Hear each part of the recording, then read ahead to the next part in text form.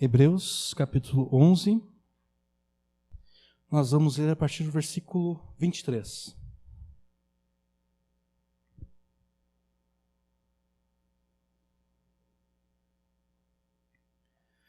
Pela fé, Moisés, já nascido, foi escondido 3 meses por seus pais, porque viram que era um menino formoso, e não temeram o mandamento do rei. Pela fé, Moisés, sendo já grande, recusou ser chamado filho da filha de Faraó, escolhendo antes ser maltratado com o povo de Deus, do que por um pouco de tempo ter o gozo do pecado, tendo por maiores riquezas o vitupério de Cristo do que os tesouros do Egito, porque tinha em vista a recompensa. Pela fé deixou o Egito, não temendo a ira do rei, porque ficou firme como vendo o invisível. Pela fé celebrou a Páscoa e a aspersão do sangue, para que o destruidor dos primogênitos lhes não tocasse. Até aqui. Uma das coisas mais difíceis para os filhos é quando os seus pais dão ordens contraditórias. Quer dizer, isso só é difícil para os filhos quando de fato eles querem obedecer aos seus pais, porque quando os filhos não querem obedecer aos seus pais, o que eles mais querem é que os seus pais deem de fato ordens contraditórias, porque quando tem uma ordem contraditória, quando o pai diz uma coisa e a mãe diz outra, tu tem a desculpa para desobedecer os dois e fazer a tua própria vontade. Né? Então, quando os filhos querem de fato desobedecer, o que eles mais querem é que seus pais deem ordens contraditórias. Mas quando os filhos querem obedecer de fato os seus pais, não há nada pior do que ordens contraditórias, do que o pai dizer uma coisa e a mãe dizer uma outra coisa diferente. Por isso que uma das aplicações da pregação da semana passada, nós dissemos que os pais devem se esforçar para se apresentar diante dos filhos unidos.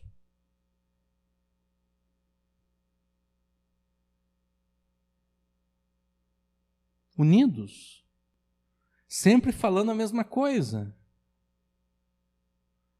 E ainda, pensando aqui num caso hipotético, né? De repente, o filho ou a filha foi lá, perguntou para o pai ou perguntou para a mãe uma coisa e a mãe disse não. Aí o filho, tentando encontrar um desentendimento entre o pai e a mãe, vai lá falar com o pai. Ô pai, eu posso fazer isso? O pai vai lá e diz sim, pode.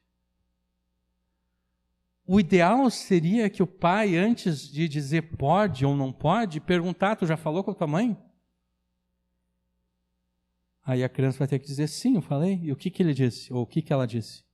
Ah, ela disse que não, então é não. Ainda que o pai naquela hora pensasse que ele poderia dizer um sim. Para evitar essas ordens contraditórias que só dão chance para os filhos fazer a sua própria vontade e não de fato obedecer aos seus pais. Essa foi uma das aplicações da pregação na semana passada. Apresentar uma frente unida e coerente diante dos filhos. Os crentes nesse mundo muitas vezes se encontram na mesma posição de filhos que recebem ordens contraditórias do pai e da mãe. Os crentes desse mundo, eles devem obedecer a Deus. Eles devem obedecer a palavra de Deus. E uma das coisas que a palavra de Deus diz é que os crentes devem também obedecer às autoridades humanas.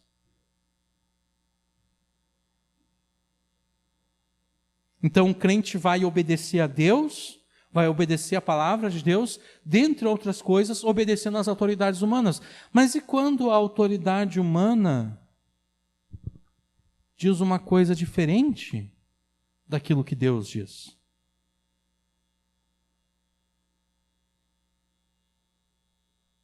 O que acontece então?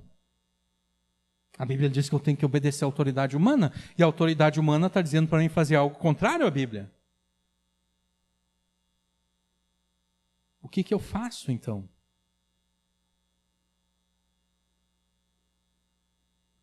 Aqueles que voltam atrás na sua fé, aqueles que rejeitam a Jesus, aqueles que pecam contra o Espírito da graça, essas pessoas apostatam da fé porque elas, dentre outras razões, se aproveitam de ordens contraditórias para fazerem a sua própria vontade.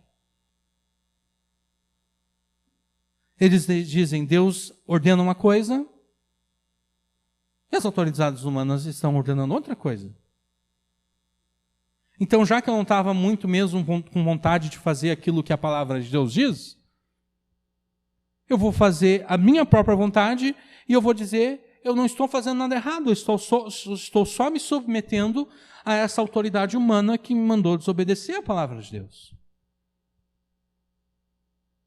Os que apostatam da fé, eles muitas vezes usam dessa artimanha. Os que voltam atrás na fé sempre usam a obediência às autoridades humanas como desculpa para a sua desobediência a Deus. Os que rejeitam a Jesus sempre se deixam influenciar pelas autoridades humanas para ter uma desculpa para os seus próprios pecados. Os que pecam contra o Espírito da graça sempre se deixam acovardar diante das autoridades humanas para justificar os seus atos contrários à vontade de Deus.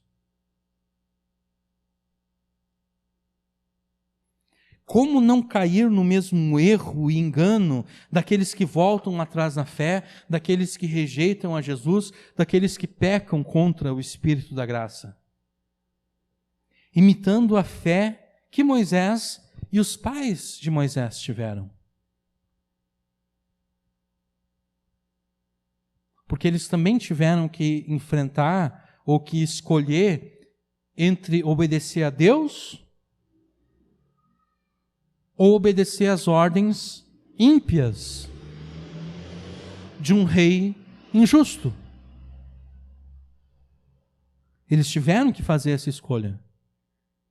E eles fizeram essa escolha com o risco das suas próprias vidas.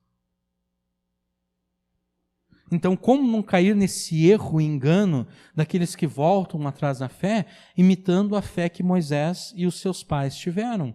E como foi que se manifestou a fé de Moisés e dos pais de Moisés?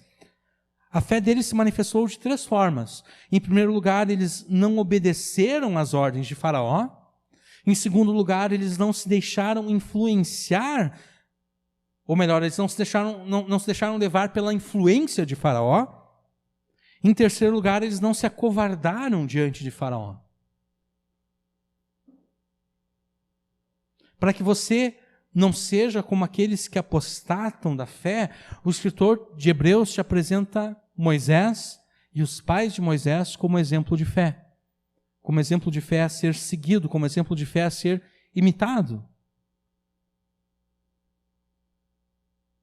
O Espírito Santo inspirou essa porção das Escrituras para te incentivar a imitar essa fé que crê em Deus, de modo a obedecer a Deus em vez de obedecer às autoridades humanas que ordenam coisas contrárias à palavra de Deus.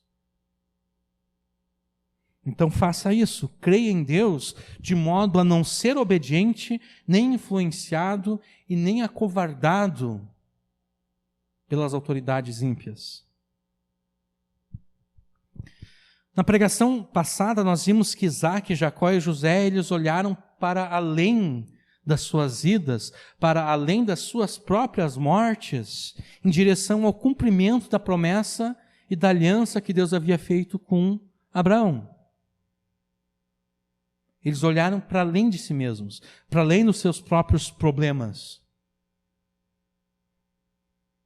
para além das suas próprias circunstâncias.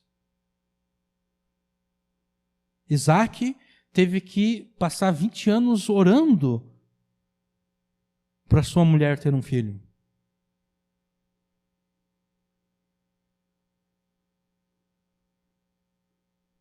Mas Isaac olhou para além de toda essa vida de dificuldade e sofrimento.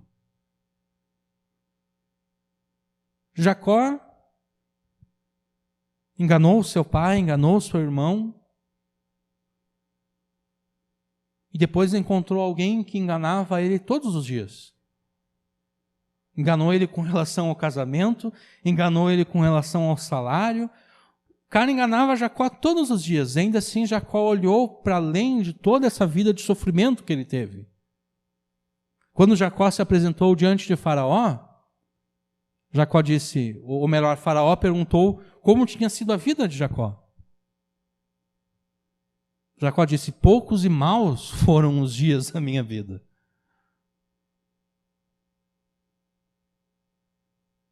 Mas ainda assim ele olhou para além desses poucos e maus dias da vida dele. Ele olhou para o futuro, onde Deus haveria de cumprir a promessa que ele havia feito a Abraão. E José também. José foi vendido como escravo. Em primeiro lugar, José foi odiado pelos seus irmãos. Aí queriam matar José. Aí resolveram não matar José e venderam ele como escravo.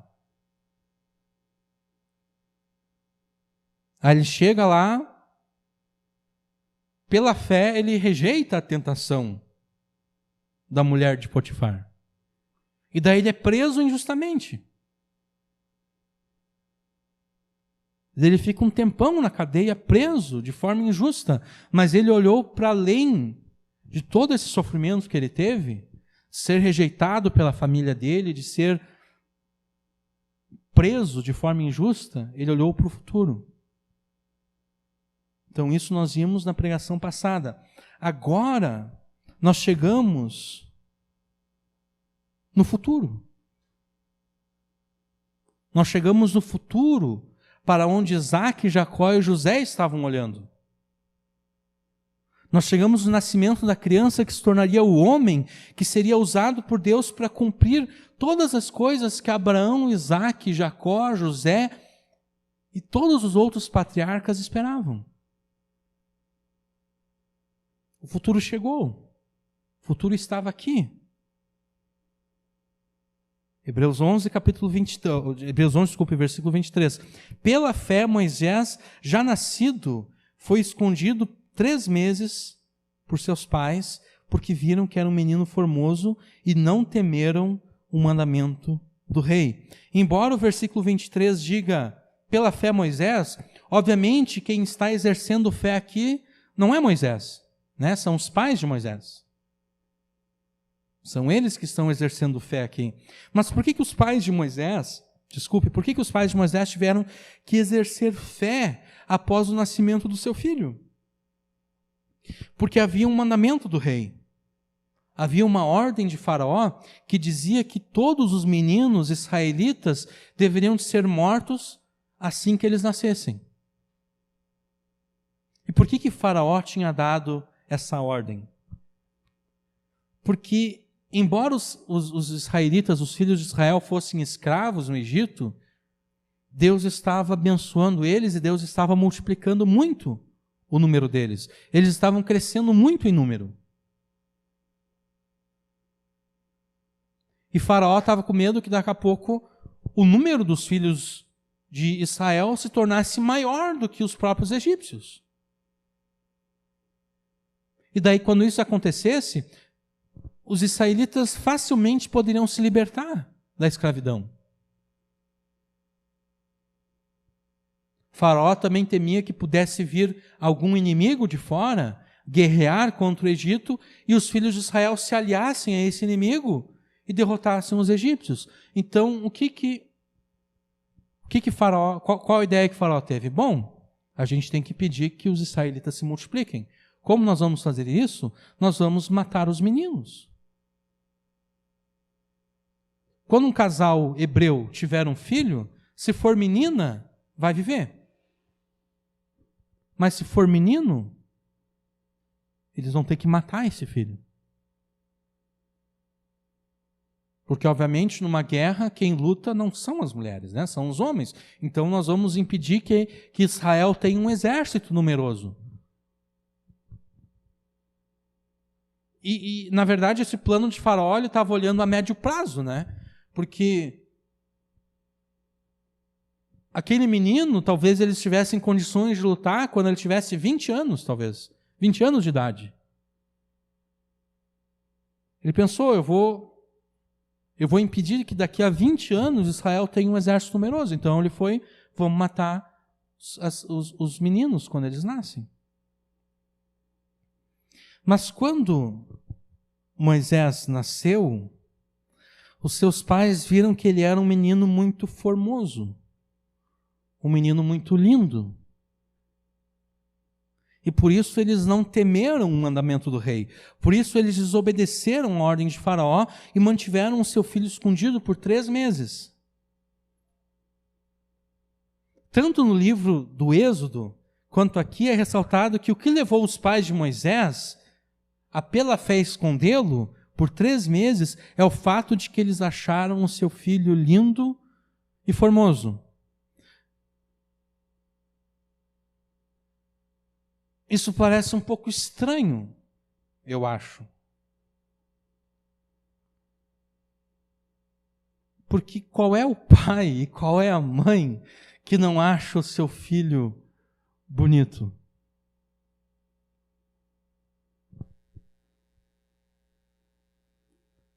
Ainda que as outras pessoas não acham aquele nenê assim tão bonito.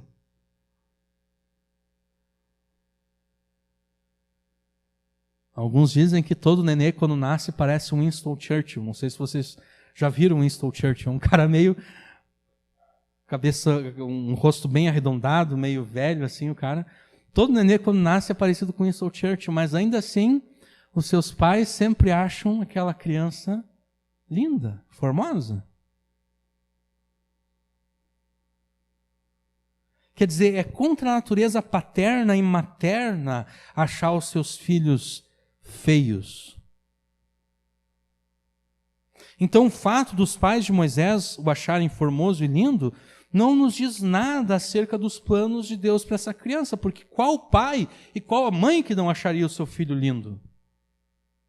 Ou será que todos os outros israelitas que mataram os seus filhos meninos, será que todos eles acharam os seus filhos feios? Então, bom, esse cara aqui é feio, vamos matar ele de uma vez? O que levou os pais de Moisés a resolverem desobedecer a ordem de Faraó? O meu filho é muito lindo, então não vou matar ele. Mas qual pai que não acha o filho lindo? Qual a mãe que não acha o filho lindo?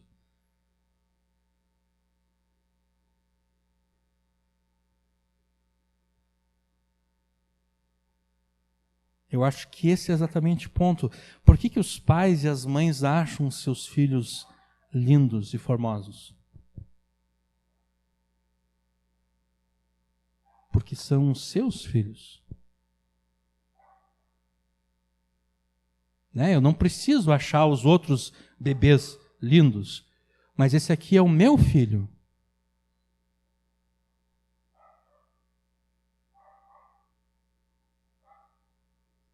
E qual é a reação natural de um pai e de uma mãe quando eles veem os seus filhos em perigo? É proteger os seus filhos a todo custo.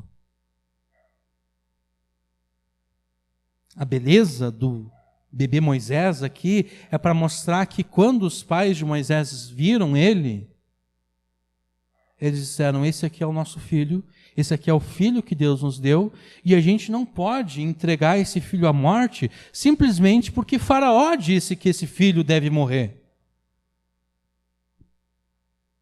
Não foi Faraó que nos deu esse filho, essa criança, foi Deus. E Deus colocou dentro de nós esse instinto, esse amor de proteger essa criança. Então não importa aquilo que Faraó tenha ordenado. A gente vai desobedecer Faraó. Essa é uma fé que nenhum outro casal de Israel teve. Quer dizer, na verdade, muitos tiveram, porque quando a gente lê o livro de Êxodo, a gente vê que as parteiras, elas estavam ajudando os casais israelitas. Estavam ajudando a esconder as crianças e não permitir que elas fossem mortas. Mas ainda assim, muitos bebês judeus, israelitas, foram mortos por ordem de Faraó. Nem todos os casais de Israel consideraram que a criança que eles haviam tido era um presente de Deus para eles. Nem todos eles consideraram que, tendo Deus dado a eles aquela criança, era dever deles cuidar daquela criança. Os pais de Moisés, eles não poderiam saber que Deus usaria o filho deles para cumprir a promessa e a aliança que o próprio Deus havia feito com Abraão. Eles não tinham como saber isso, porque nenhum anjo apareceu para os pais de Moisés dizendo: olha, vocês vão ter um filho, e esse filho aqui é aquele que vai cumprir as promessas que Deus fez a Abraão. Nenhum anjo apareceu dizendo isso para eles. E, na verdade, os pais de Moisés, eles não precisavam saber do plano de Deus para o seu filho. Tudo que os pais de Moisés precisavam saber é que Deus lhes havia dado um filho. E isso era o suficiente. Por isso eles não temeram o que Faraó faria com eles caso ele descobrisse que eles haviam desobedecido à ordem dada, que eles haviam mantido o seu filho vivo.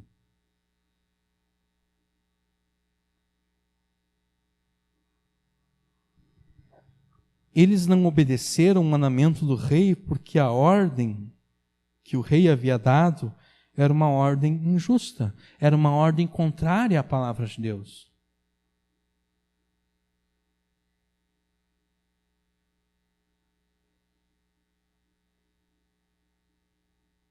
A ordem de Faraó era injusta porque Faraó era uma autoridade ímpia.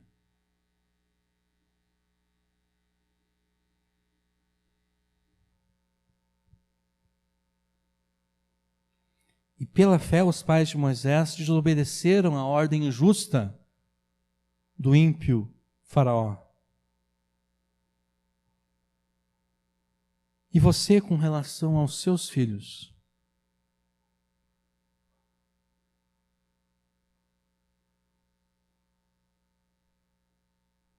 Você crê que os teus filhos te foram dados por Deus?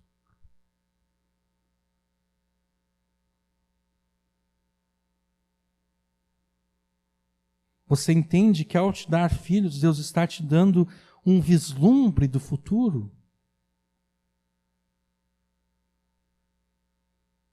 Porque os filhos são isso. Os filhos são o nosso legado para o futuro.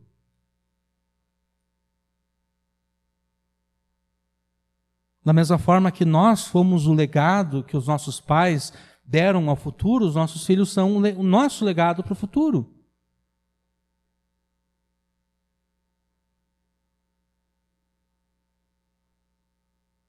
Se você entende isso, então você deve proteger os seus filhos a qualquer custo, não importa aquilo que ordenem as autoridades ímpias desse mundo.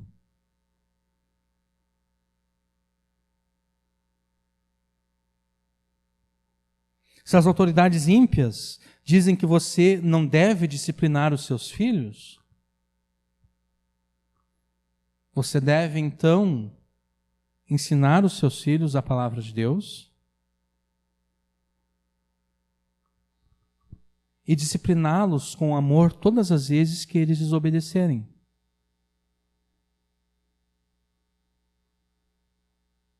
Porque quem ama o seu filho, cedo o disciplina.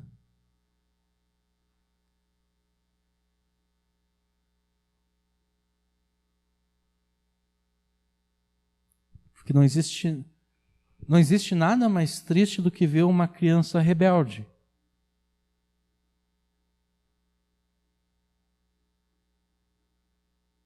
Porque aquela criança rebelde, se ela não for corrigida na rebeldia dela, ela vai se tornar um adolescente rebelde.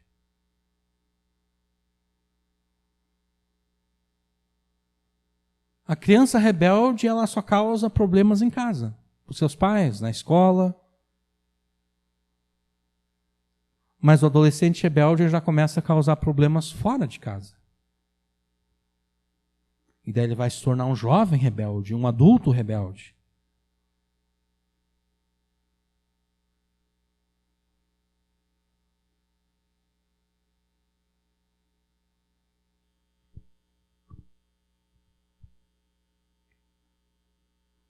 Se as autoridades ímpias, então, dizem que você não deve disciplinar os filhos, você deve ensinar os seus filhos a fazer aquilo que é certo pela palavra de Deus, disciplinando eles com amor todas as vezes que eles desobedecerem, para que mesmo quando eles forem velhos, eles jamais se desviem do caminho de Deus no qual eles devem andar, como diz Provérbios.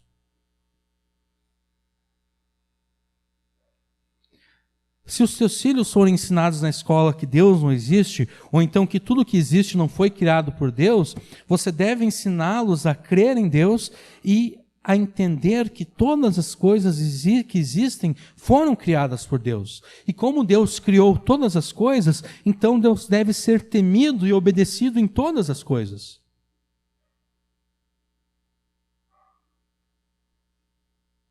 Ensina os teus filhos a obedecer a Deus por meio de palavras e por meio de obras. Por meio de palavras, ensinando a eles aquilo que é certo, através da leitura bíblica, através do estudo bíblico, e também através de obras. Obedecendo você a palavra de Deus.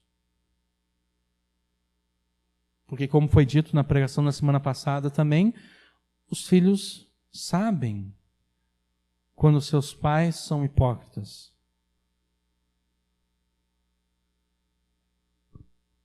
Os filhos percebem de forma clara a hipocrisia dos pais.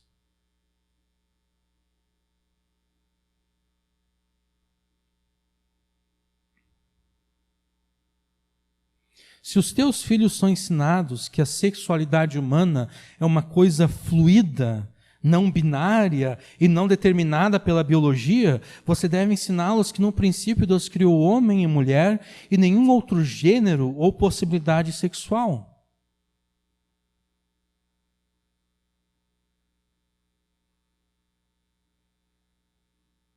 No princípio Deus fez homem e mulher.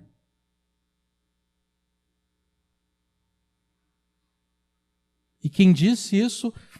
No princípio, Deus criou homem e mulher, isso está escrito lá em Gênesis, e Jesus cita isso. Jesus estava presente lá em Gênesis. Se Jesus soubesse da existência, da possibilidade de que dentro da criação dele pudesse haver gays, homossexuais, pessoas mudando de sexo, e qualquer outra coisa assim, Jesus teria dito. Jesus teria dito, no princípio Deus criou homem e mulher, e ele também criou os homossexuais, e ele também criou os transexuais, e assim por diante. Mas ele não disse isso.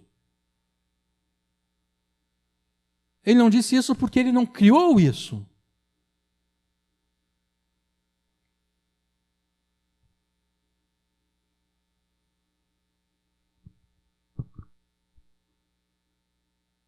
Dependendo do contexto, proteger os filhos dessa forma pode dar alguns problemas.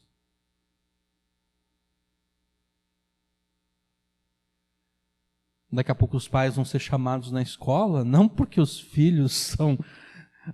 Na minha época, os pais eram chamados na escola porque os filhos eram meio bagunceiros.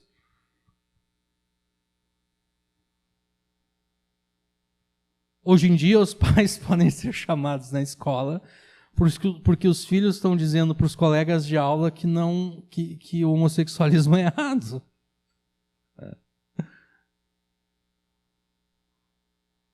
Está ensinando teu filho a ser um homofóbico? Não, afirmar que o homossexualismo é pecado não é homofobia. Homofobia é eu estar caminhando na rua, eu vejo um gay e eu ficar com vontade de dar uma camaçada de pau nele. Isso é homofobia. A vontade de dar uma camaçada de pau nele é porque internamente eu me sinto atraído por ele e eu não consigo lidar com essa atração homossexual que eu tenho por ele, então eu tenho que matar ele para mim não sentir mais essa atração homossexual. Bater em gay não é ser homem. Bater em gay é simplesmente confessar a sua própria homossexualidade. A pessoa sente tanto medo da sua própria homossexualidade que ela tem que matar o homossexual. Isso é homofobia. Agora, dizer que homossexualismo é pecado, isso não é homofobia, porque eu não estou maltratando a pessoa. E por que a pessoa deveria de ficar ofendida com o fato de que eu digo que Deus considera o homossexualismo pecado, se a pessoa nem acredita no meu Deus? A pessoa pode inventar na sua própria cabeça um Deus o qual não considera o homossexualismo pecado. Por que ela tem que ficar ofendida com o meu Deus?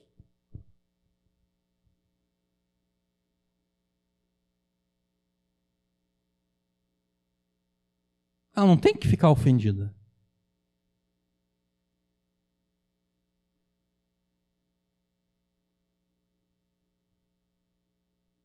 Por isso que é errado, eu considero uma estratégia errada, quando, por exemplo, os crentes e igrejas entram na justiça para processar a Netflix por causa do especial de Natal feito pelo Porta dos Fundos, no qual mostra Jesus como homossexual. Essa é uma estratégia errada.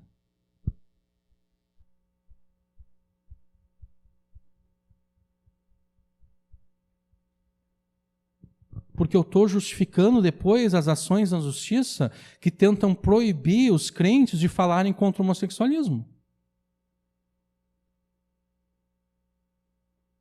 Se Jesus não mata o pessoal do Porta dos Fundos no momento em que eles estão filmando aquele especial de Natal,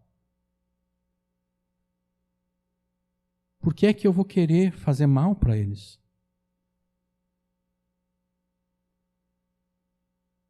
Não sei se vocês estão entendendo o que eu quero dizer. Porque se eu entro na justiça para calá-los, depois eu não tenho como reclamar quando alguém entra na justiça para me calar. E daí, se eu, porventura, na justiça consigo ganhar a causa e consigo fazer o Netflix tirar o especial de Natal lá do Porta dos Fundos, a mesma decisão depois vai ser usada contra mim para tirar do YouTube, por exemplo, alguma pregação que fala contra o homossexualismo.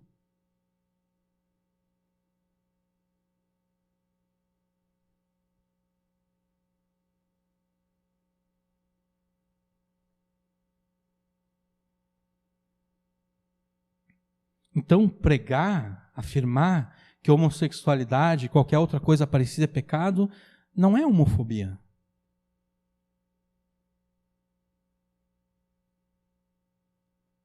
As pessoas chamam de homofobia, mas não é homofobia.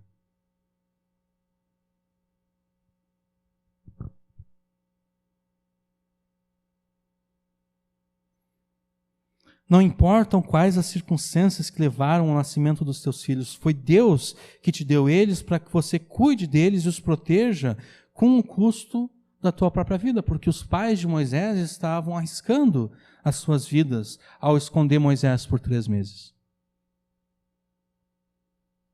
Eles poderiam ser mortos se eles fossem descobertos.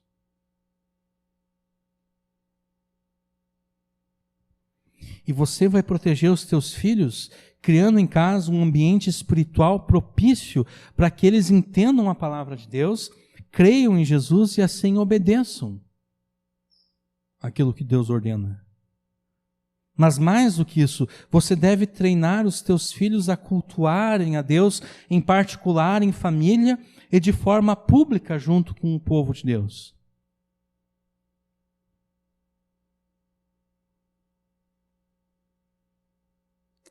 É uma tarefa difícil educar os filhos para que eles aprendam a amar a Deus e assim estejam protegidos da cilada do diabo? É difícil. E é por isso mesmo que você não deve se arriscar a fazer isso sozinho. É pela fé no Deus que pode todas as coisas que você deve proteger os seus filhos. Então não tenha medo de desafiar as autoridades ímpias do nosso tempo. Como Pedro disse, mais importa obedecer aos homens, ou melhor, mais importa obedecer a Deus do que aos homens.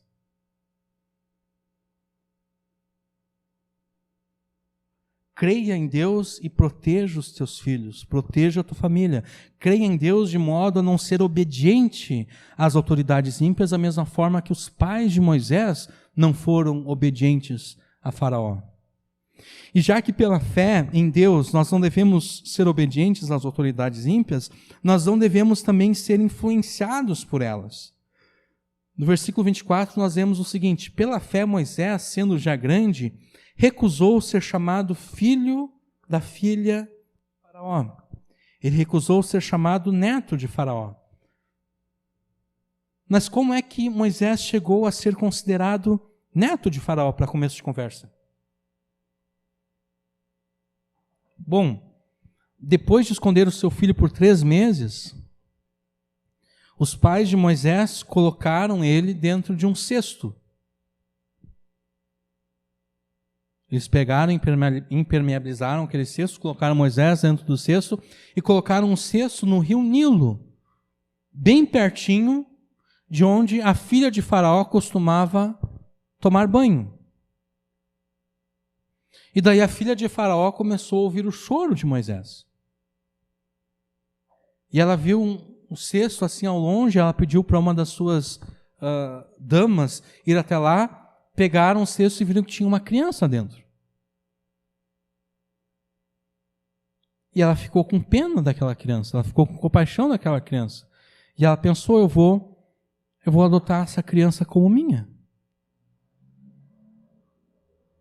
E daí Miriam estava lá de longe cuidando de Moisés, vendo o que ia acontecer. Ela vai lá rápido, se apresenta na frente da filha de Faraó e pergunta: tu não quer que eu chame uma das hebreias para que elas cuidem dessa criança até que ela esteja desmamada? E a filha de Faraó aceita a proposta. Então a Miriam chama a sua própria mãe, a mãe de Moisés, e a mãe de Moisés então recebe salário para cuidar do seu filho, para ser uma ama de leite do seu filho. E quando Moisés foi desmamado, então ele foi entregue à filha de Faraó, e Moisés foi criado no palácio de Faraó, foi criado como neto de Faraó.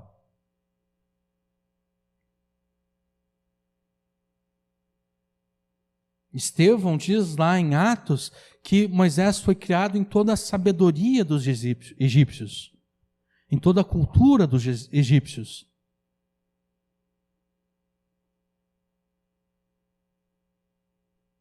Alguns entendem que Moisés recebeu o treinamento militar, ele foi treinado para ser o chefe dos exércitos de Faraó.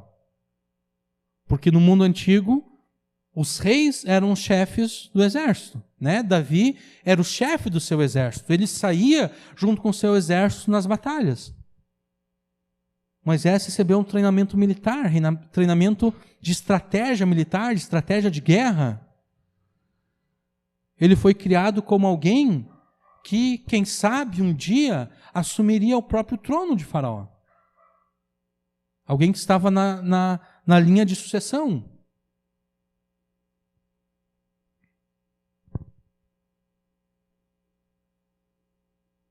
Mas pela fé, Moisés rejeitou tudo isso. Pela fé, Moisés rejeitou essa posição que ele tinha como neto de Faraó. Ele rejeitou toda a influência política que ele tinha como neto de Faraó.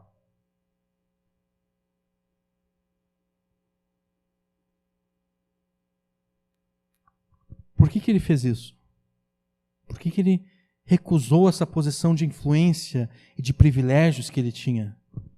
Os versículos 25 e 26 nos dizem por quê. Escolhendo antes ser maltratado com o povo de Deus, do que por um pouco de tempo ter o gozo do pecado.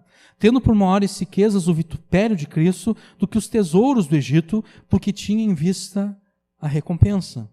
O versículo 25 nos diz que Moisés preferiu ser maltratado com o povo de Deus, do que por um pouco de tempo usufruir os prazeres do pecado. E o 26 complementa essa ideia, afirmando que Moisés considerou a afronta de Cristo, o vitupério de Cristo, como sendo mais valioso do que os tesouros do Egito. E por que tudo isso? Porque Moisés tinha em vista a recompensa.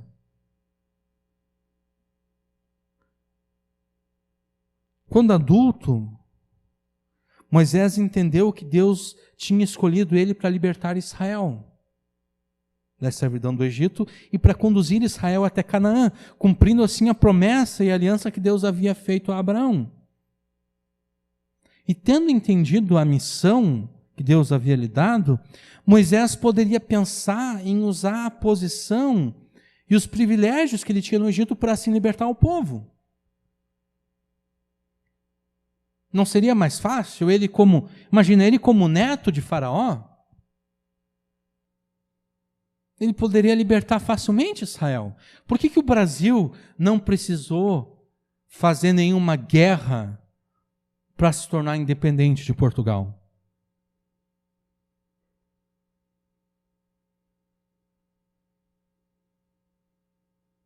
Porque quando Dom Pedro I declarou o Brasil independente, quem era o rei de Portugal?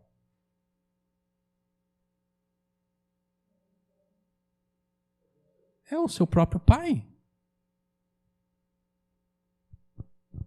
Os americanos tiveram que lutar para a sua independência.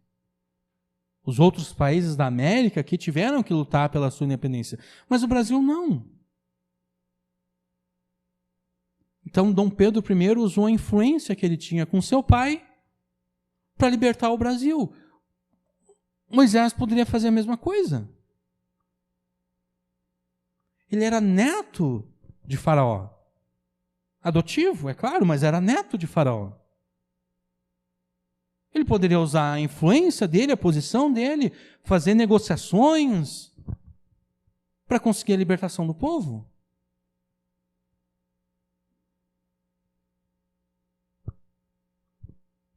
Mas não foi isso que Moisés fez. Porque se ele fizesse isso, mesmo que desse tudo certo, mesmo que Israel fosse liberto da escravidão no Egito pela negociação de Moisés com o seu avô,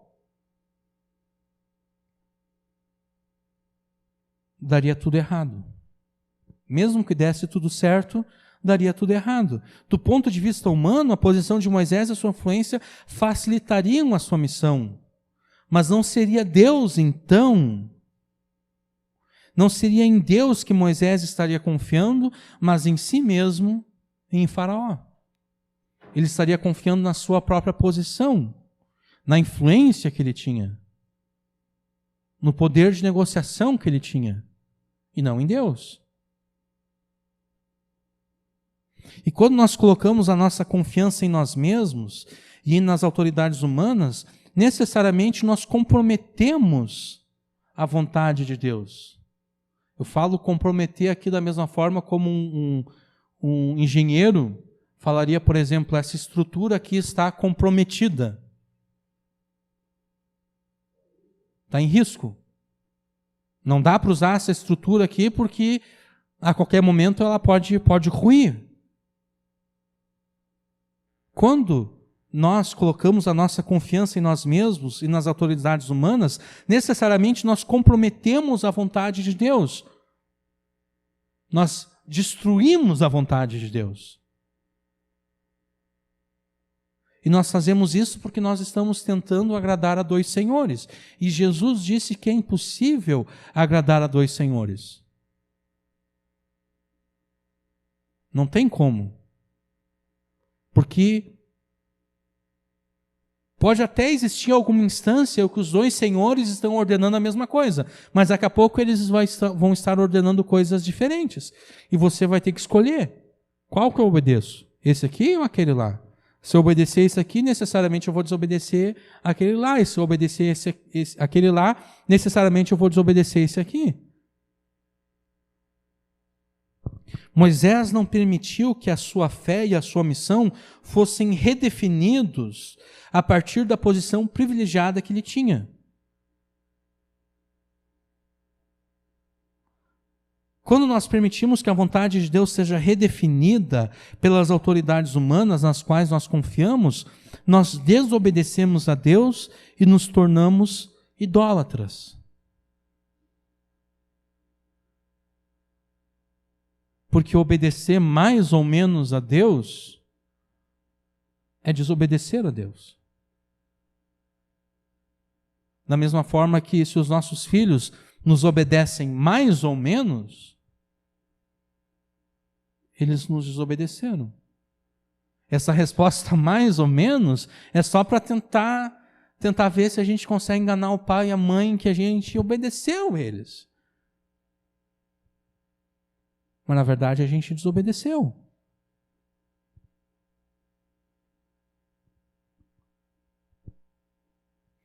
Não é possível reconciliar o serviço e o culto a Deus com a idolatria mundana e satânica. Porque foi para isso que Israel foi chamado.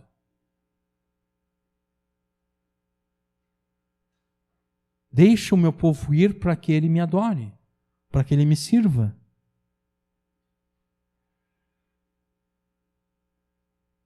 Se Moisés tivesse tentado misturar o culto a Deus, o serviço a Deus, com as ordens de Faraó, não seria um culto a Deus que Israel estaria prestando, seria mais idolatria.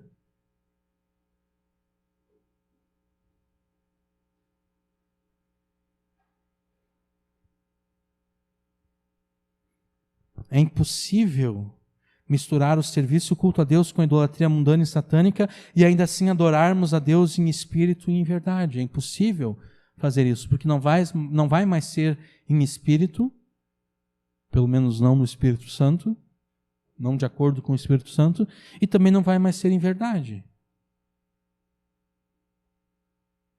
Em vez de comprometer a missão que Deus lhe deu, Moisés preferiu sofrer e ser maltratado junto com o povo de Deus, identificando-se com o povo de Deus.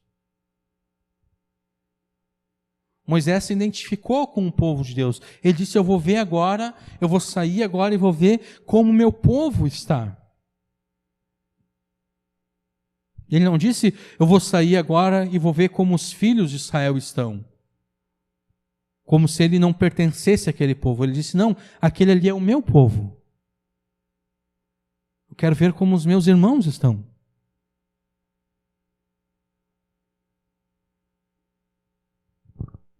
No versículo 25, o autor de Hebreus ele faz um contraste entre o sofrimento junto com o povo de Deus e a possibilidade de usufruir os prazeres do pecado.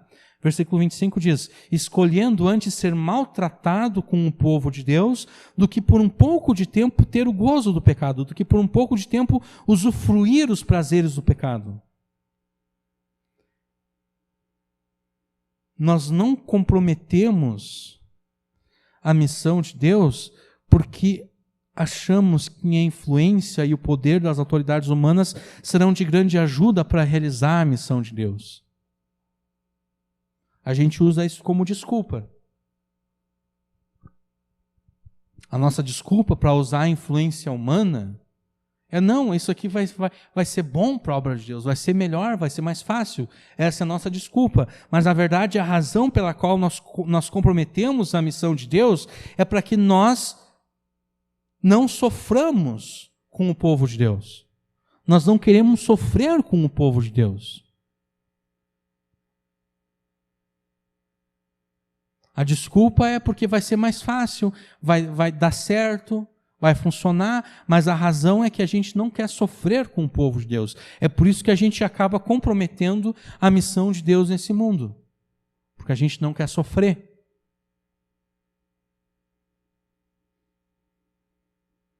Mas mais do que não querer sofrer com o povo de Deus, nós comprometemos a missão de Deus usando a influência e o poder das autoridades ímpias, porque nós queremos usufruir os prazeres do pecado.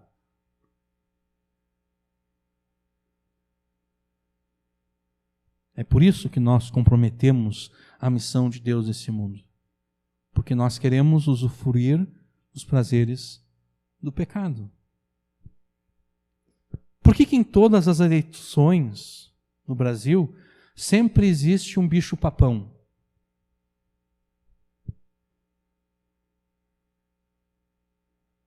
Sempre existe alguma coisa que vai pegar a igreja. Que daí então a gente tem que votar em tais candidatos para que isso não aconteça.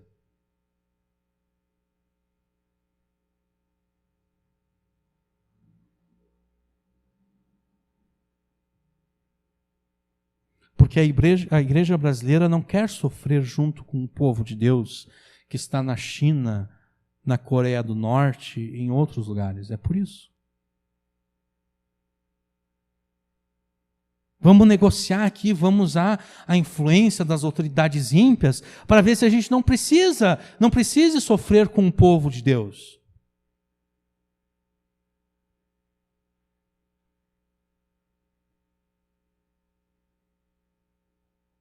Mas pior do que isso, em todas as eleições sempre vai existir um bicho-papão para que a igreja possa negociar, para evitar aquele bicho-papão, porque a igreja brasileira quer usufruir os prazeres do pecado. É por isso.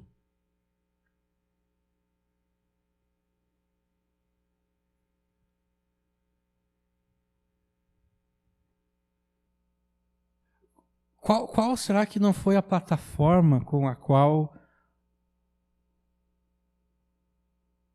a Flor de Lis se elegeu? Eu desconfio que deve ter sido os valores da família cristã brasileira, provavelmente.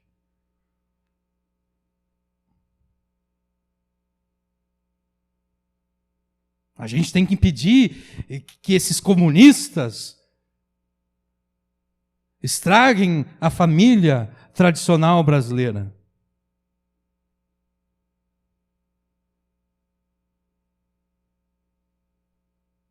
A Flor de Lis é exemplo de família. Ela entregava suas filhas adotivas para se prostituírem com pastores que vinham do exterior.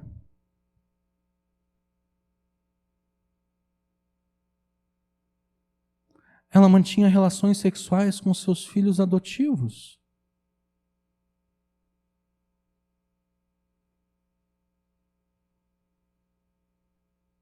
Ela mandou matar o marido porque ele controlava o dinheiro da família.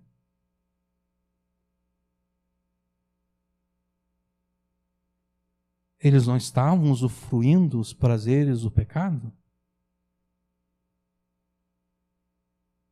E quais não serão os outros que foram eleitos também com essa plataforma da família tradicional brasileira, da família cristã, que na verdade só falam isso porque querem usufruir os prazeres do pecado.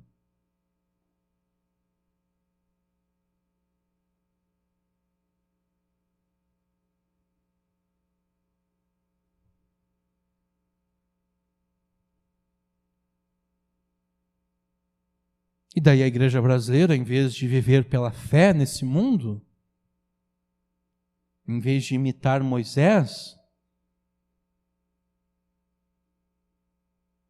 resolve usar a influência, a sua influência política, a sua influência econômica.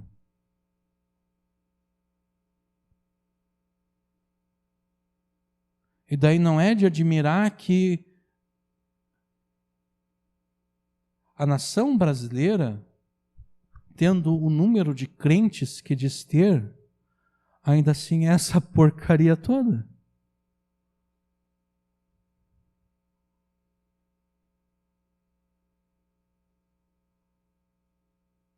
Porque a nação, ela não é mudada por vamos eleger um presidente católico, ou vamos eleger um presidente crente, vamos eleger um congresso evangélico. As leis não mudam o coração das pessoas. Se a lei de Deus não muda o coração das pessoas, vocês acham que as leis humanas vão mudar o coração das pessoas?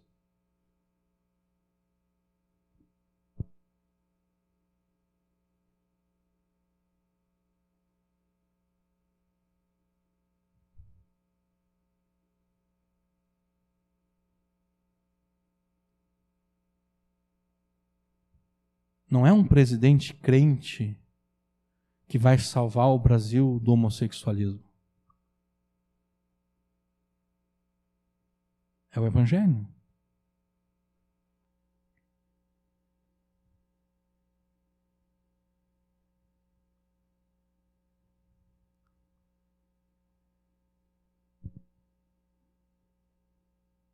É o Evangelho que vai salvar, porque é o Evangelho que transforma os corações, não é um presidente crente que transforma os corações das pessoas.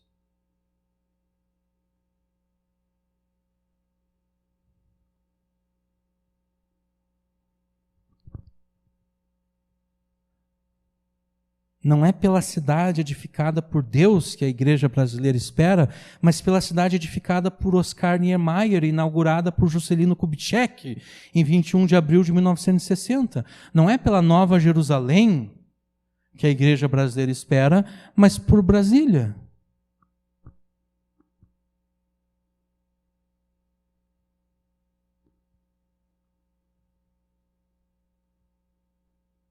Abraão, Hebreus 11, 10, porque esperava a cidade que tem fundamentos, na qual o artífice e construtor é Deus. Mas a igreja brasileira não espera por essa cidade. Espera pela cidade cujo artífice e construtor foi Oscar Niemeyer.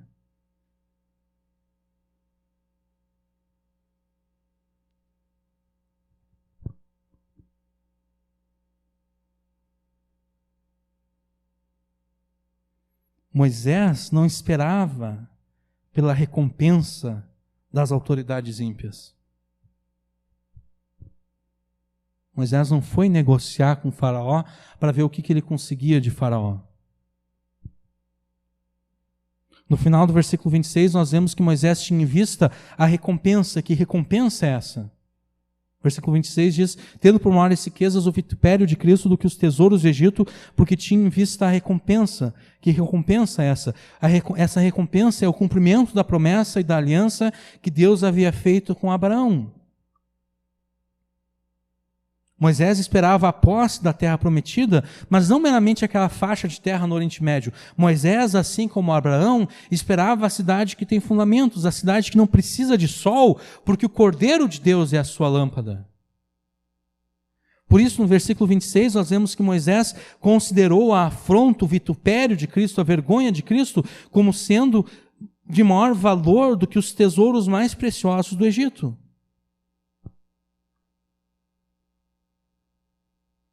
A igreja brasileira prefere os tesouros de Brasília e assim evitar qualquer identificação com os sofrimentos de Cristo.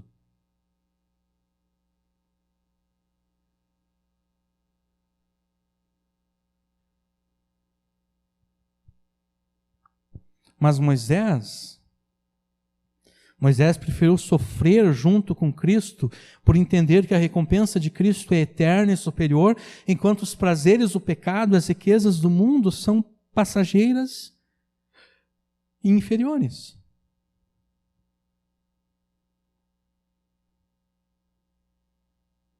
Como Moisés experimentou a afronta, o vitupério de Cristo? Moisés ele tinha conhecimento do proto-evangelho, que se refere a Gênesis 3,15. A promessa que Deus havia feito a Adão e Eva, de que a semente da mulher pisaria sobre a cabeça da serpente e derrotaria a serpente e desfaria toda e qualquer maldição que havia sobre a raça humana. Moisés tinha conhecimento disso porque foi Moisés que escreveu isso. Moisés tinha conhecimento da aliança de Deus com Abraão, que pela sua semente, descendência, Deus abençoaria todas as nações e famílias da terra. Moisés percebeu o papel que ele e o povo de Deus desempenhariam em trazer o Cristo a esse mundo. Ele percebeu que o descendente da mulher, que o descendente de Abraão, viria através dele, através não dele diretamente, mas através do povo de Deus. E Jesus Cristo é o líder do seu povo, de modo que os sofrimentos do povo de Deus são os sofrimentos de Cristo e vice-versa. A afronta de Cristo é uma expressão paralela a ser maltratado com o povo de Deus. Por isso que ao se identificar com o povo sofrido de Deus, abandonando a sua posição e influência no Egito, Moisés suportou a afronta de Cristo. E é por isso que é uma traição quando a igreja prefere negociar com as autoridades ímpias para evitar qualquer tipo de sofrimento. Porque a igreja, então, está dizendo, eu não quero me identificar com Jesus.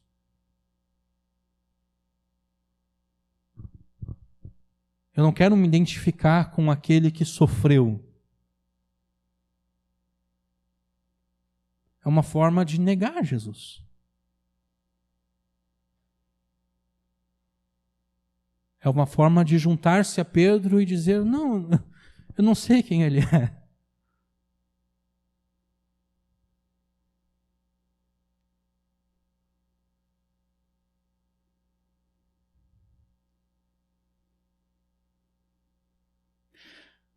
Ainda que Moisés poderia, do ponto de vista humano, fazer mais pelo povo de Deus usando as riquezas do Egito e a sua posição que ele tinha lá, ele preferiu assumir a posição humilde do povo de Deus, confiando não em si mesmo e nem em Faraó, mas em Deus.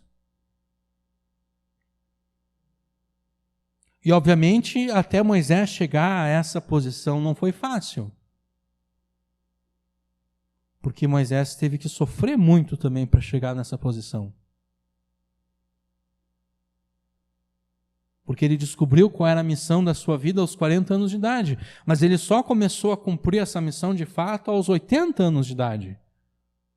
Porque embora aos 40 anos de idade ele tivesse compreendido qual era a missão dele, ele não estava preparado do ponto de vista espiritual ainda para cumprir a missão que ele tinha.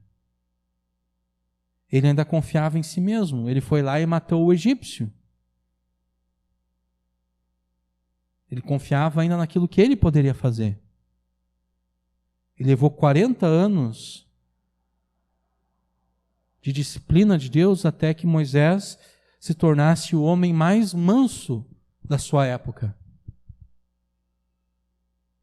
Até que ele aprendesse a confiar unicamente em Deus e em ninguém mais.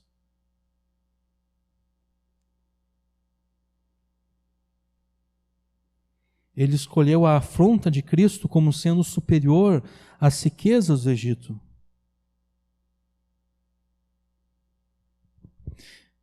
Você considera a afronta de ser um discípulo de Jesus como sendo superior às riquezas que esse mundo pode te oferecer?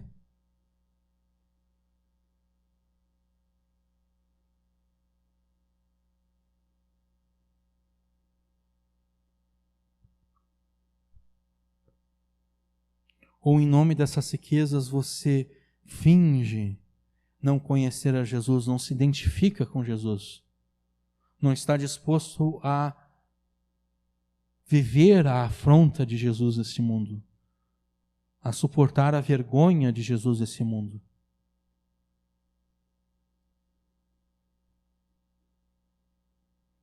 Aqueles que preferem os tesouros desse mundo e desse modo rejeitam a Jesus, já receberam o seu galardão, que são os tesouros desse mundo. E os tesouros desse mundo, eles são muito instáveis. Hoje eu tenho tudo o que eu quero e amanhã eu já não tenho mais. Porque alguém roubou, porque eu perdi, porque eu investi mal, não importa a razão. E ainda que eu não perca, ainda que eu consiga conservar durante toda a minha vida tudo aquilo que eu ganhei nesse mundo, ainda assim os faraós, eles aprenderam que não é possível levar as riquezas desse mundo para o mundo por vir. Né? Estão lá as pirâmides, os faraós mumificados nos seus sarcófagos e ao redor todos os tesouros que eles tinham. Os tesouros continuaram ali e foram roubados por aventureiros.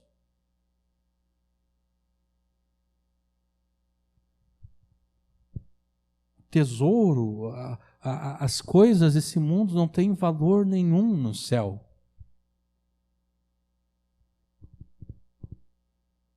Deus não aceita papel moeda como pagamento por nada. Por isso que Jesus disse: ajuntai tesouros não na terra, onde a traça e a ferrugem consomem, e onde os ladrões minam e roubam, mas ajuntai tesouros no céu, onde não existe traça, não existe ferrugem que possa consumir, e onde não existe ladrão que possa roubar. O que Jesus está fazendo ali não é uma apologia à pobreza, não é dizer, é melhor ser um pobre, pé rapado, sem nada, porque assim eu vou ganhar o céu. Não, o que Jesus está dizendo é o seguinte: tu pode ter o teu dinheiro, tu pode ter os teus investimentos, tu pode ter os teus bens, mas se em algum momento o teu dinheiro, os teus bens te ordenam que você faça uma coisa, e Deus está te ordenando que você faça outra coisa, você deve obedecer a Deus, ainda que isso te leve a perder tudo aquilo que você tem. É isso que Jesus quer dizer, com não ajuntar tesouros na terra, e sim ajuntar tesouros no céu. Eu posso ser o homem mais rico do mundo e servir a Deus, mas vai chegar o momento em que eu vou ter que escolher entre Deus e todas as minhas riquezas. E provavelmente, se eu sou o homem mais rico do mundo e sirvo a Deus, provavelmente quando eu chegar perto da minha morte, eu não vou mais ser tão rico quanto eu fui no início da minha vida, porque aquele que tem 2 túnicas, reparta com quem não tem. Bom, então, se eu sou o homem mais rico do mundo, então eu sou aquele que tem mais para repartir com as outras pessoas.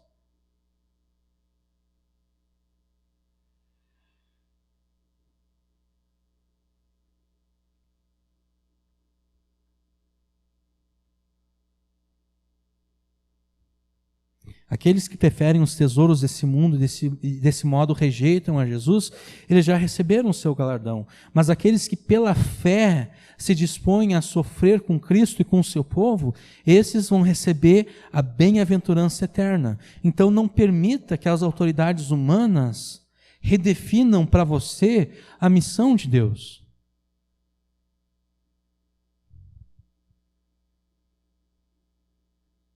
Não permita que as autoridades humanas te digam aquilo que você deve fazer em obediência a Deus ou não.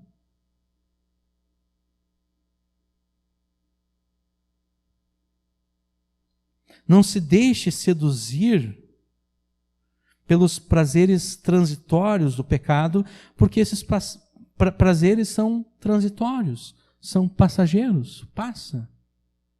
Tudo passa.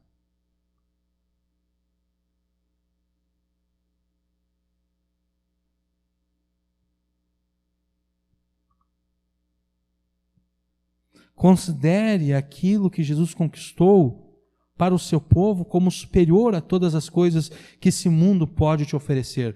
Considere a vida eterna de bênçãos e alegrias diante de Deus como superior aos prazeres e às riquezas que esse mundo e o pecado te oferecem. Não permita que as autoridades humanas te influenciem para longe da vontade de Deus e da missão que Deus te deu. E a única forma de não permitir ser influenciado pelas autoridades ímpias é ser influenciado pela palavra de Deus.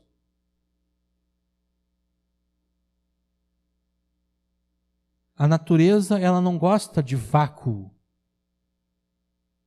Vácuo é a ausência de matéria.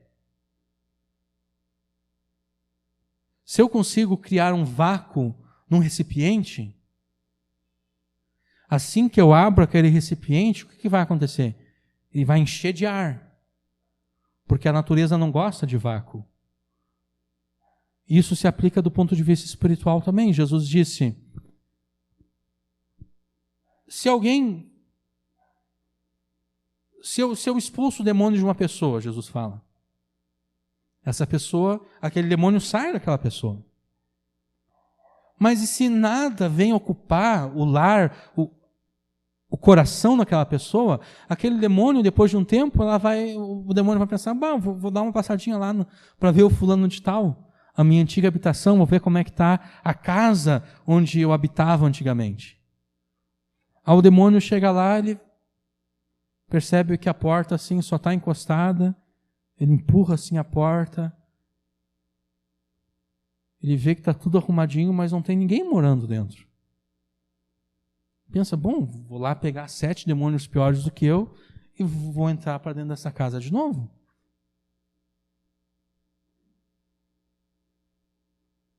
A única forma de nós não sermos influenciados pelas autoridades humanas é se nós já tivermos nos deixado influenciar pela palavra de Deus. Se nós não estivermos firmes em sermos influenciados pela palavra de Deus, necessariamente nós vamos ser influenciados por outros. Se eu não tomo uma posição firme de obedecer à palavra de Deus, o que vai acontecer é que outros vão me levar a desobedecer à vontade de Deus. A natureza odeia vácuo. E isso se aplica do ponto de vista espiritual também. Se não existe nada ocupando aquele lugar ali, o mal vai vir e vai ocupar aquilo ali. Já diz o ditado, cabeça vazia é a oficina do diabo. Se a pessoa não enche a sua cabeça com coisas boas, com a palavra de Deus, o diabo vai vir trabalhar ali na mente daquela pessoa. Se nós não nos deixarmos influenciar pela palavra de Deus, necessariamente nós vamos nos deixar influenciar pelos ímpios, pelas autoridades ímpias, pelos pecadores, pelos incrédulos. E para ser influenciado pela palavra de Deus, é necessário crer em Deus. Porque se eu não creio na palavra de Deus, eu não vou me deixar influenciar por ela. Eu só me deixo influenciar por aquilo em que eu acredito. Então é necessário crer em Deus. É necessário crer na palavra de Deus. Da mesma forma que Moisés creu em Deus. Creia em Deus de modo a não ser influenciado pelas autoridades ímpias. E se você não deve obedecer e nem ser influenciado pelas autoridades ímpias, você não deve também se deixar acovardar por elas. Moisés ele não se acovardou diante da ira de Faraó, porque pela fé Moisés ficou firmado em Deus como quem vê o invisível. Versículo 27. Pela fé deixou o Egito, não temendo a ira do rei, porque ficou firme, como vendo o invisível. A fé de Moisés era aquele tipo de fé que é a certeza das coisas que ele espera, mas que ainda não via. Ele estava vendo o invisível. O que é um paradoxo, né? Nós não vemos o invisível, mas Moisés ficou firme como quem estava vendo aquilo que ele não poderia ver.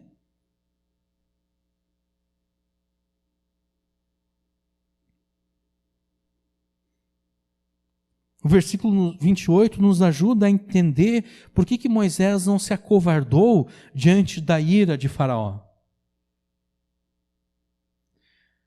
Deus já havia castigado o Egito com 9 pragas. E em cada uma dessas pragas, Deus fez distinção, Deus fez separação entre o povo de Deus e os egípcios. Quando Deus enviou as trevas sobre o Egito, o povo de Deus não precisou fazer nada para que eles tivessem luz. Deus simplesmente colocou as trevas onde os egípcios estavam e onde os judeus estavam, onde os israelitas estavam, Deus colocou luz. Então, nessas 9 pragas, Deus automaticamente estava fazendo distinção entre o povo de Deus, entre o seu povo e os egípcios. Mas a 10ª praga era diferente. Na 10ª praga não haveria distinção automática entre o povo de Deus e os egípcios. Para o povo de Deus sair ileso da última praga, eles deveriam de sacrificar um cordeiro, e daí deveriam de assar esse cordeiro sacrificado, comer esse cordeiro assado, então pegar o sangue desse cordeiro e passar nas janelas e nas portas. Se eles não fizessem isso, Deus não faria distinção, esse é o meu povo, eu não vou matar o primogênito deles. Não, Deus mataria o primogênito deles.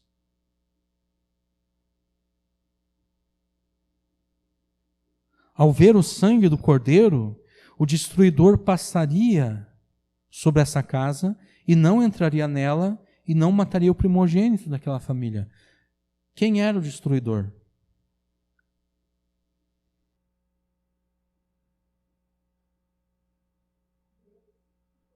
Deus. Eu fiz essa pergunta para que vocês pensassem, para que vocês vissem que atribuir esse papel ao diabo seria loucura. Deus era o destruidor. Deus era aquele que mataria os filhos primogênitos de cada família, onde não houvesse o sangue sobre as janelas e as portas. Por que atribuir esse papel de destruidor ao diabo seria errado? Porque Páscoa significa passar por cima com misericórdia. O diabo não passa por cima com misericórdia. Mas Deus passa por cima com misericórdia. Mas não é de todos que Deus passa por cima com misericórdia. É só por aqueles que estão cobertos pelo sangue do Cordeiro que Jesus passa por cima com misericórdia.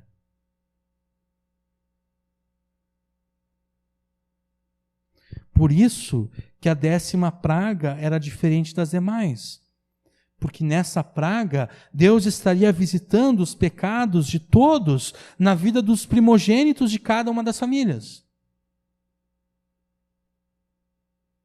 Deus estava visitando os pecados de todas aquelas pessoas. E o povo de Deus, os israelitas, eles eram tão pecadores quanto os egípcios, porque todos pecaram e carecem da glória de Deus. Por isso que se um judeu, se uma família israelita não sacrificasse o cordeiro da Páscoa, se eles não comessem daquele sacrifício, se eles não passassem o sangue sobre as portas e as janelas, Deus visitaria aquela casa e essa visita não seria uma bênção, seria uma visita destrutiva. Ele mataria o filho primogênito daquela família. Deus pouparia apenas as famílias que tivessem participado do corpo e do sangue do sacrifício do Cordeiro Pascal, inclusive das famílias egípcias. Se alguma família egípcia tivesse ouvido Moisés, e na verdade ouviram,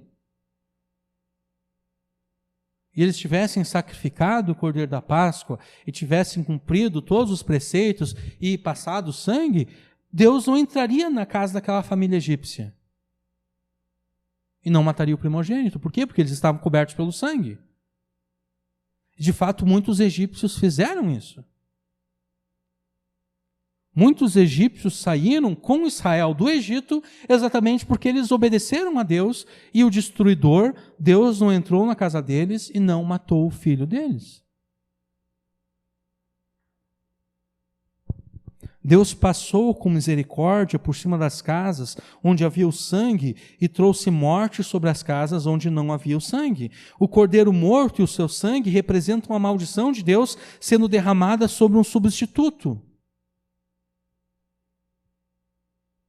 Em vez de derramar a sua maldição e a sua ira sobre o primogênito daquela família, Deus já havia derramado simbolicamente a sua ira e a sua maldição sobre aquele cordeiro que tinha sido sacrificado. Por isso, então, Deus não visitaria aquela casa. Pela fé no cordeiro substituto, Moisés e o povo de Deus foram livres da ira de Deus. Eles foram livres da ira divina. Por isso, eles não precisavam temer e nem se acovardar diante da ira de Faraó.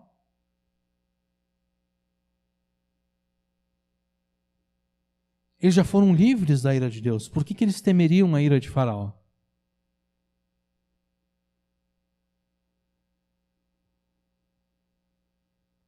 Você também não deve se acovardar diante da ira das autoridades ímpias, porque Jesus já te livrou de uma ira infinitamente maior.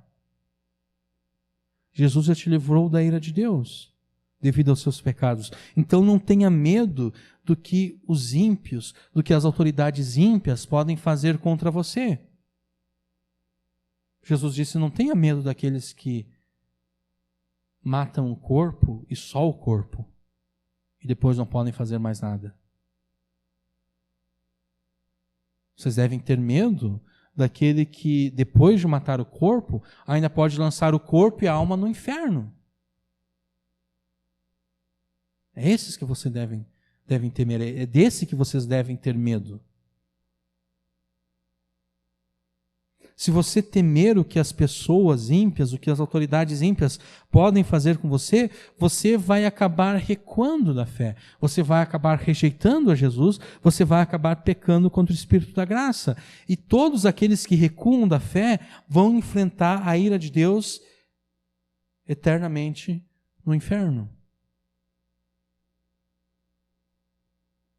Então, na verdade, nós estamos diante de uma escolha. Ou pela fé nós temos em Jesus o substituto, aquele que em nosso lugar suportou a ira de Deus por causa dos nossos pecados.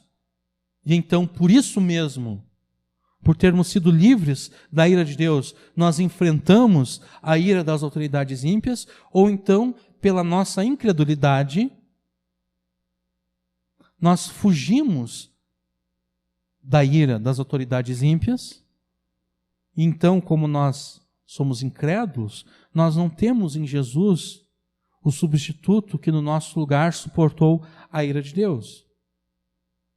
Uma ira nós vamos ter que enfrentar, ou a ira dos homens, ou a ira de Deus. A questão é qual delas nós estamos dispostos a enfrentar.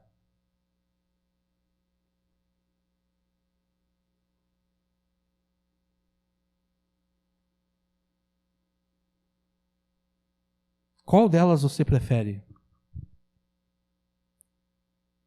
Você prefere enfrentar a ira dos homens, que vai durar por algum tempo apenas? Ou você prefere enfrentar a ira de Deus eternamente no inferno? Se você quer fugir da ira de Deus, então creia em Jesus e, crendo em Jesus, enfrente com coragem a ira dos homens. Crendo em Jesus, não se acovarde diante da ira das autoridades ímpias.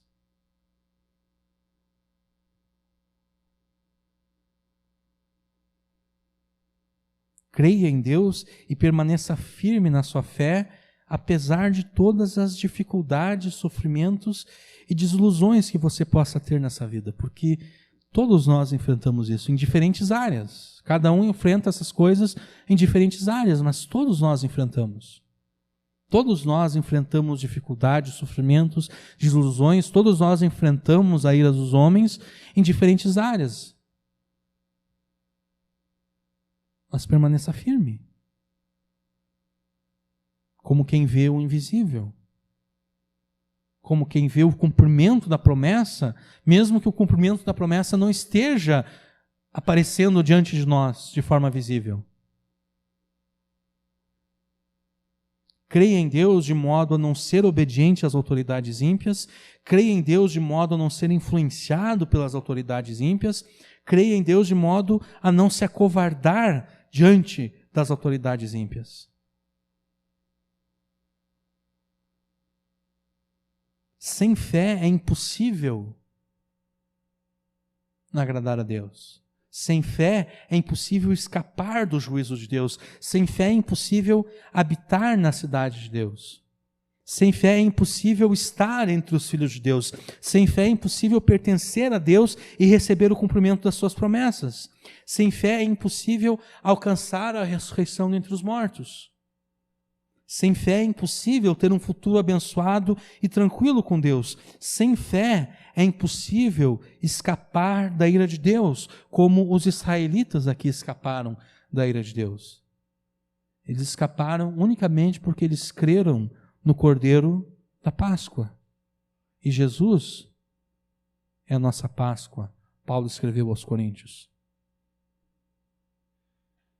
Sem fé é impossível escapar da ira de Deus.